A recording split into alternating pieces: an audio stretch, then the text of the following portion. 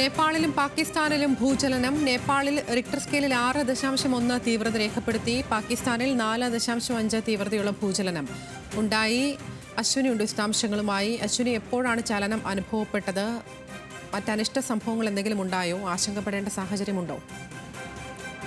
ആതിര, ഇന്ന് പുലർച്ചെ 2:51 നേപ്പാളിൽ ഭൂചലനം ഉണ്ടായത്. സിന്ധു പാൽചോക് ജില്ലയിലാണ് ഇതിൻ്റെ പ്രഭവ കേന്ദ്രമെന്ന് മനസ്സിലാക്കിയിട്ടുണ്ട്. ആദ്യമേ ജർമ്മൻ ജിയോളജിക്കൽ സർവേ പറഞ്ഞത് 5.6 തീവ്രതയുള്ള ചലനമെന്നായിരുന്നു. ഇത് US ജിയോളജിക്കൽ സർവേ 5.5 തീവ്രതയുള്ള ചലനമെന്ന് രേഖപ്പെടുത്തിയെങ്കിലും പിന്നീട് ഇത് 6.1 തീവ്രതയുള്ള വലിയ ഒരു ചലനമായിട്ടാണ് ഇപ്പോൾ രേഖപ്പെടുത്തിയിരിക്കുന്നത്. ഇതിൻ്റെ പുലർച്ചെ ഉണ്ടായ ഈ ഭൂചലനത്തിൽ ഇതുവരെയും നാശനഷ്ടങ്ങളോ ആളപായമോ ഒന്നും റിപ്പോർട്ട് ചെയ്യപ്പെട്ടിട്ടില്ലെങ്കിലും നേപ്പാളിൻ്റെ ഒരു ചരിത്രം എടുത്തു കഴിഞ്ഞാൽ ചെറിയൊരു ഭൂചലനം ഉണ്ടായാൽ പോലും വലിയ നാശനഷ്ടങ്ങളടക്കം ഉണ്ടാകുന്ന ഒരു സ്ഥിതിവിശേഷമുണ്ട്.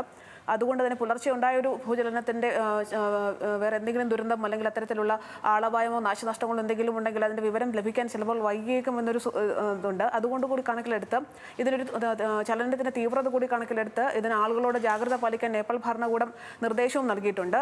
ഇതിൻ്റെ തുടർച്ചയെന്നോണം ടിബറ്റ്, ബീഹാർ അടക്കമുള്ള ഇന്ത്യയിലെ പല സ്ഥലങ്ങളിലും ഇതിൻ്റെ തുടർചലനം എന്ന രീതിയിൽ അല്ലെങ്കിൽ പ്രകമ്പനങ്ങൾ അനുഭവപ്പെടുകയും ചെയ്തിട്ടുണ്ട്.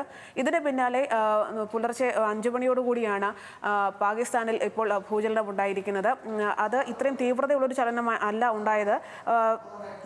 അതിൻ്റെ ഒരു ഭൂചലനത്തിൻ്റെ തീവ്രത എന്ന് പറയുന്നത് 4.5 തീവ്രതയുള്ള ഭൂചലനമാണ് ഉണ്ടായിരിക്കുന്നത്. ഇത് അഫ്ഗാനിസ്ഥാനിൽ നിന്ന് 50 കിലോമീറ്റർ അകലെ മാത്രമായിട്ടുള്ള പ്രദേശത്താണ് ഇപ്പോൾ ഈ ഭൂചലനം ഉണ്ടായിരിക്കുന്നതെന്നാണ് രേഖപ്പെടുത്തിയിരിക്കുന്നത്. ഇതിൻ്റെ കൂടുതൽ വിശദാംശങ്ങൾ അറിവായിട്ടില്ല. ആതിര.